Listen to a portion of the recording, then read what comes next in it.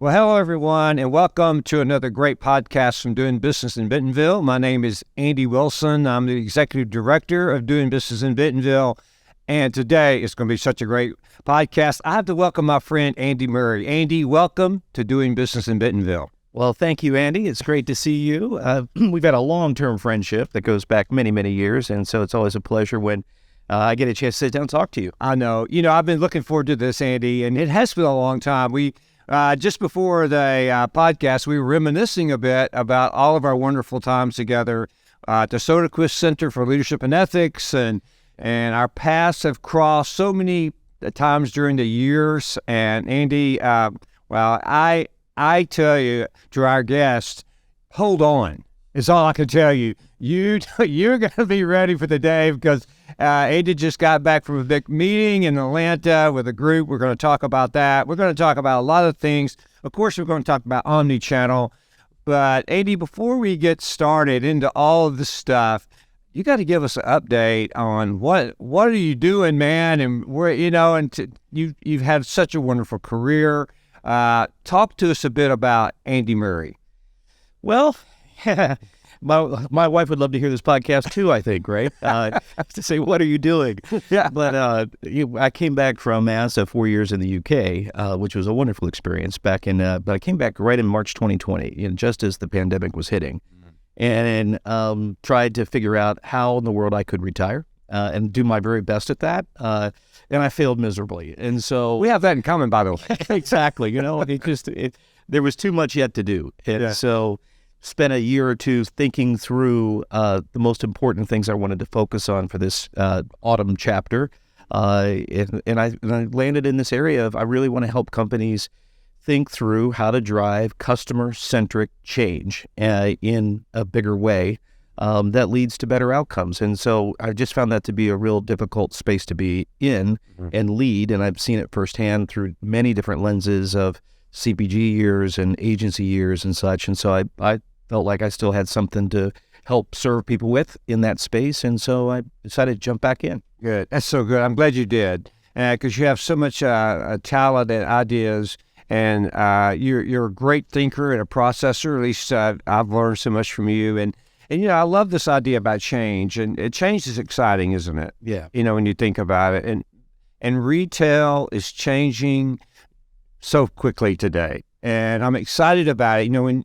When we spend years in our career in retail, we grow up and we see it transform.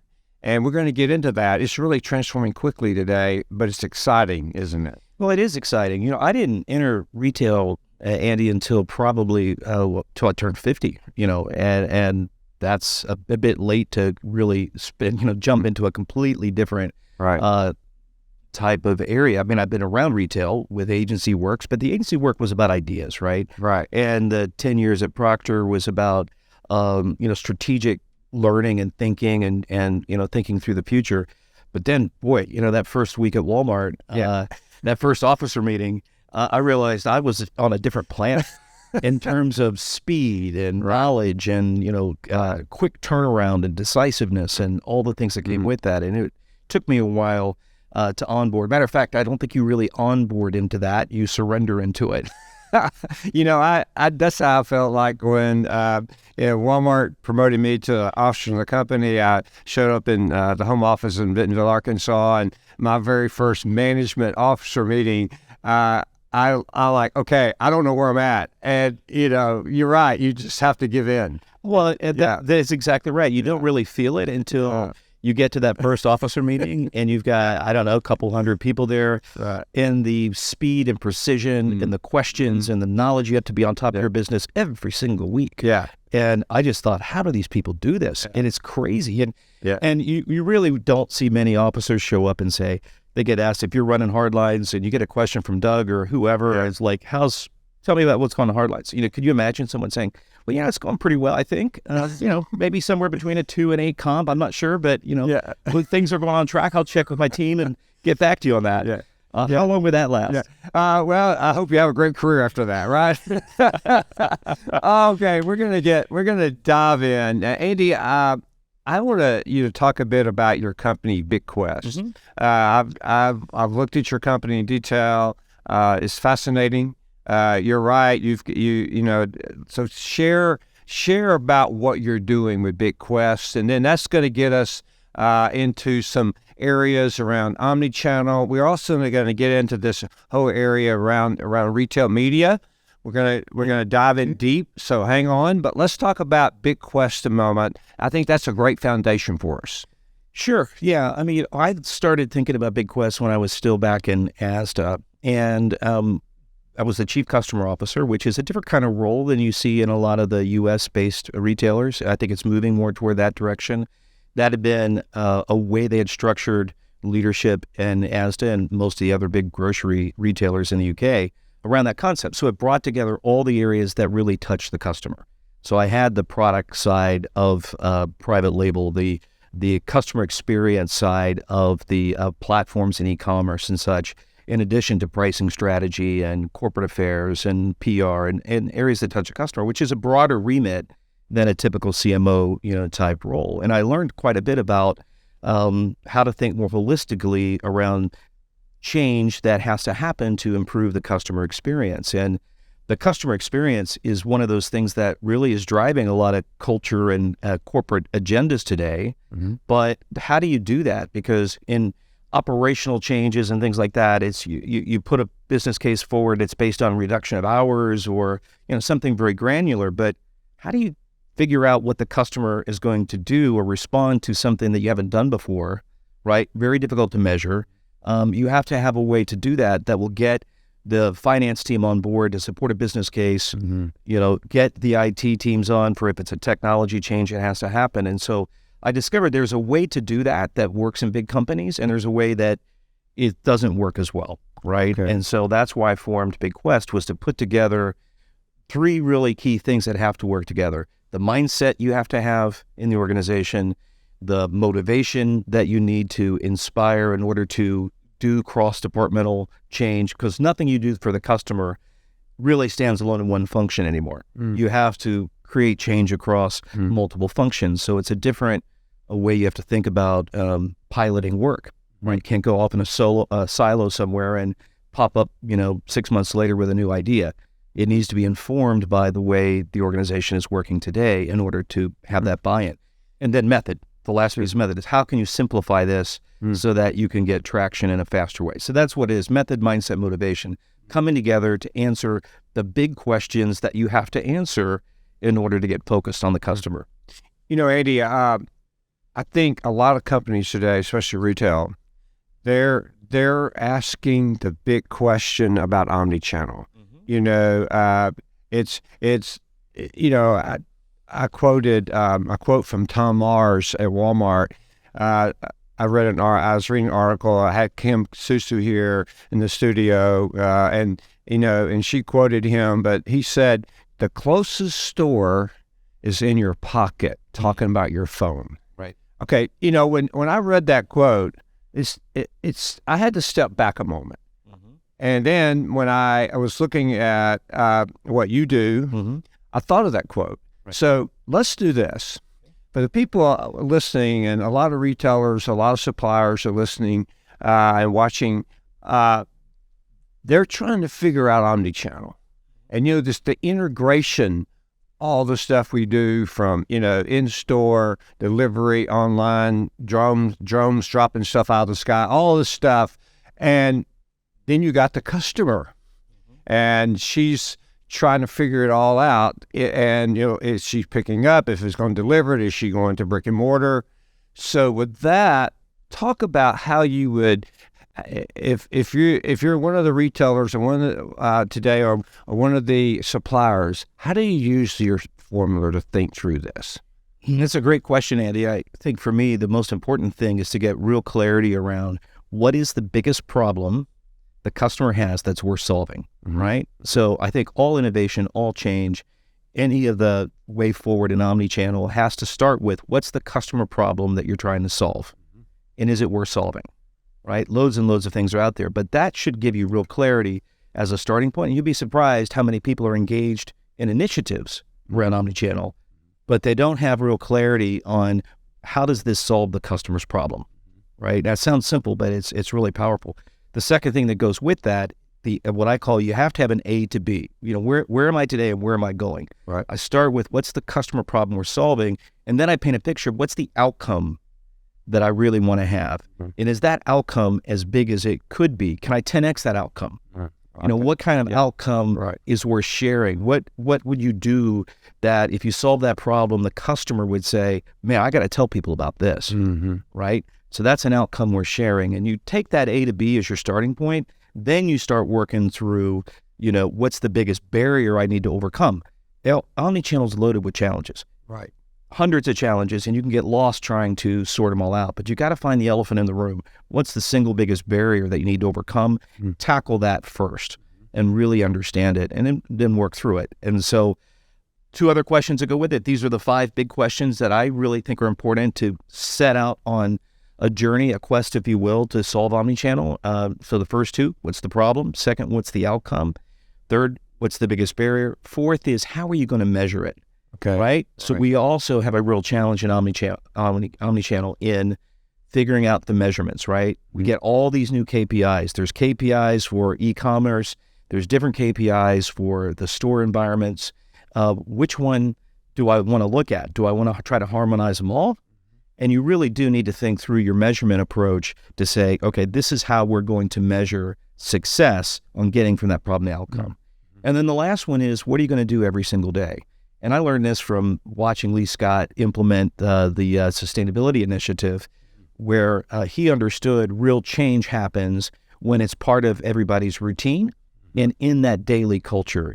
Change and progress can't be something that's a monthly objective you check in on. It's got to be every day. So he asked all of the associates when he launched that initiative of sustainability, what's one thing you can do every single day to move us forward? And that landed some really interesting innovations that came from the grassroots of everybody working on the problem together. For instance, one of the associates was sitting in a break room, saw a vending machine with the lights on, and said, what would happen if we just unscrewed those light bulbs in that vending machine? Does anybody really need that? And he took the initiative, unscrewed the light bulbs in the vending machine, nothing happened. No change. Yeah. And word got out of that, and they implemented it in all stores, saved tens of millions of dollars. Right? And that's one person engaged in the activity that you've agreed, this is the outcome we want to get after. I think of a story one time that we were doing a major initiative at Walmart, and Sam said something that, I tried to always remember what he said. And I have yellow pads full of meetings and conversations and things that Sam Walton said. And but one of the things he said, it was so simple. He said, we were talking about it in a major initiative. And to your point, he said, now this has got to get all the way down to the person bringing the carts in. And I went, first of all, it's one of the most important jobs ever. Right. Because we know that if our customer, if she gets her cart, she's going to spend a lot more money. We know that. So we want to put a cart in her hand. But the point he was making was that these new initiatives has got to get, I'm not going to call it the lowest level, but it's just got to get all the way down into the grassroots, to the associate or employee in your store, no matter what company, retail company. That's going to be hard to do, isn't it? Yeah. But it's a must, isn't it? It is a must, because again, we're human beings and we work in daily routines. And if you don't break into that daily routine for the larger organization to have it be active, it's really hard because the daily routines will pull you out of whatever you're trying to sort through. I think Sam also had a little book you remember probably called Beat Yesterday. We definitely right. And that is looking at every single day. What can I be doing to drive change? Right. And omnichannel is moving so fast that if you're not thinking about it every single day with a real thoughtful approach, then you'll be behind. I kind of look at it as surfing a tsunami. And that's a good whole career was surfing a tsunami at Walmart. But you get on the front side, you're all right. But if you get on the back side of that tsunami, it's really hard to pedal fast enough to get back on that front edge of what's happening. And so that's why you have to stay on it every single day. Okay, now Andy, let's talk about you're a retailer, you're a supplier, and you're entering into different phases of this omnichannel experience. I know you have some thoughts around omnichannel. So you're on this path, and the end looks like all this integration of all these that you talked about. What are some other thoughts you have around omnichannel experience, sort of on the way? You're going down this path. You have a vision, but yet it's going to take a while to get there. So what are some other thoughts people can do, vendors, suppliers, retailers can do about on this path? Well, that's a great question, Andy. I think there's been a lot of thinking happening and activity in the e-commerce side of omnichannel because you've got much more finite measurement.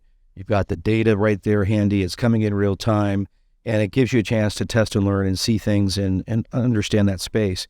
But when you get into the physical stores and realize still 85% of your sales are going to be in the physical store, right? Right. There's not that granularity really about how to get the data, what's working, what's not working outside of, basic sales data. So I think you have to start with looking at what do you want to see as an outcome in the in-store space and start with what customer problems are happening in the in-store space that are we're solving. And I think the in-store space is loaded with opportunity to leverage digital in a different way.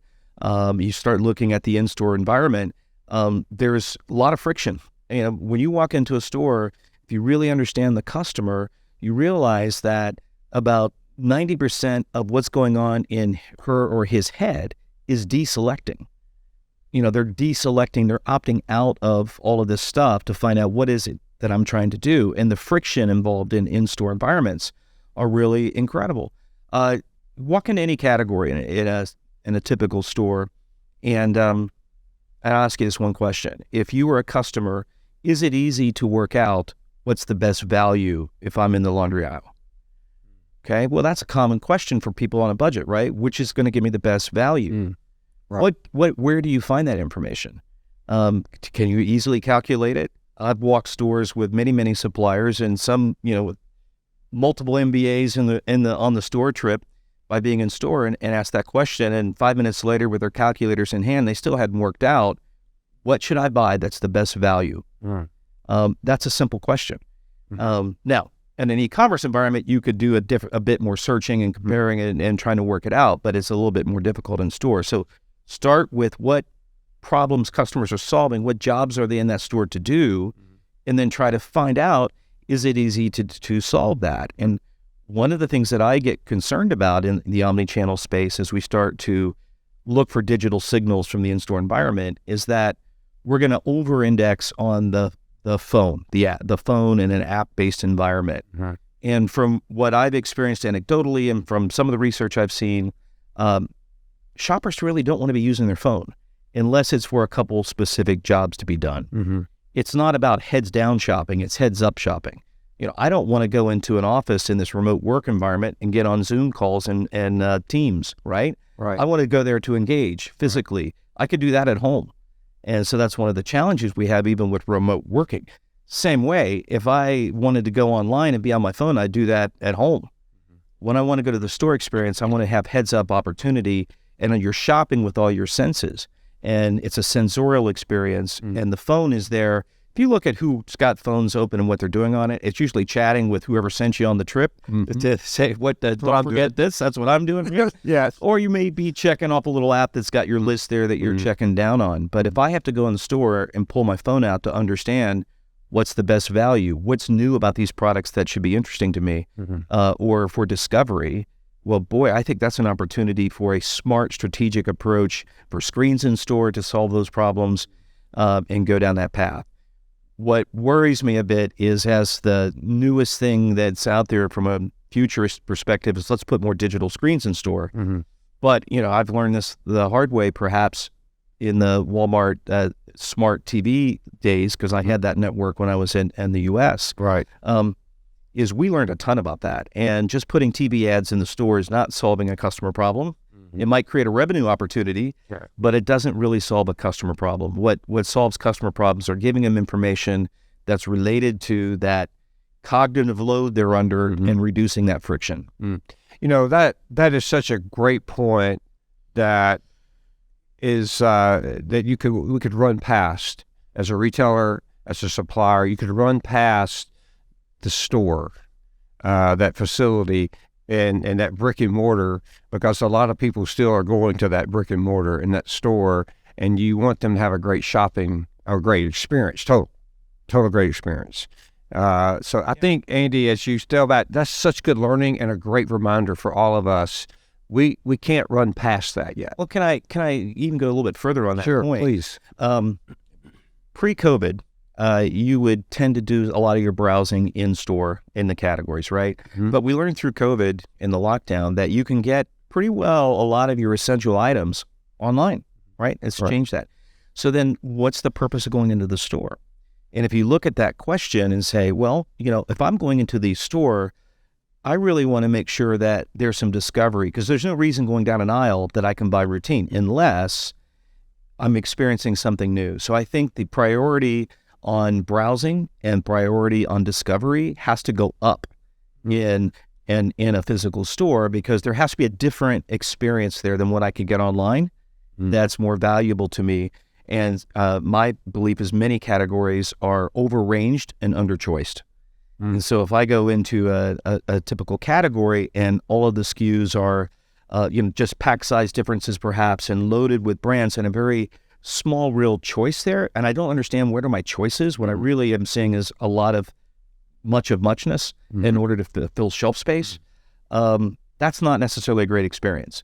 And that's not a good enough reason to go down that aisle. So for brands that are in these essential categories and for merchants, I would be looking at, am I providing real choice? That's why I think private labels coming back in a stronger way. It does give the shopper more choice in some of these categories. That is so great. You know, I go back to, I attended the Walmart alumni meeting in November, and of course after we're back having those, it was so good. And during our time together at Walmart, we talked about merchandising, of course, and Walmart talked about they have to get back to that. During COVID and the inventory situations and supply chain, all of that, sort of lost the impact of merchandising. And I know the head merchant stood up at Walmart and said, "Look, we're getting back to this. We've moved away for a lot of reasons, and it is what it is.